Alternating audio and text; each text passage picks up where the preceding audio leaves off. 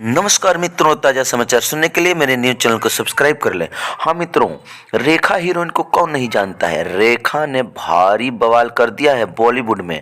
हाँ मित्रों, रेखा ने कह दिया है कि मैं अमिताभ बच्चन से बेहद प्यार करती हूँ। मैं अमिताभ बच्चन के नाम की सिंदूर लगाती हूँ और मैं अमिताभ बच्चन के लिए ही अभी तक जी रही हूँ। मैं अभी से ही नहीं, हम लोग साथ में फिल्म बनाते थे तब से हम लोग प्यार करते हैं। आज भी प्यार हम लोग करते हैं और आज भी हम लोग मिलते जुलते हैं।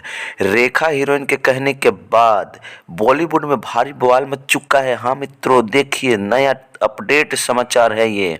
रेखा के कहने के बाद क्या अमिताभ बच्चन रेखा को अपनाएंगे? क्या अपनी बीबी को तलाक दे पाएंगे? ये सारी समस्याएं सामने आ रही हैं और देखिए महानायक अमिताभ बच्चन बहुत घन चक्कर में पड़ गए हैं। जैसे ही आगे ताज़ा समाचार मिलेगा हम आपको बताते रहेंगे। तब तक हमारे न्यूज़ चैनल के साथ बने रहिए। धन्यवाद।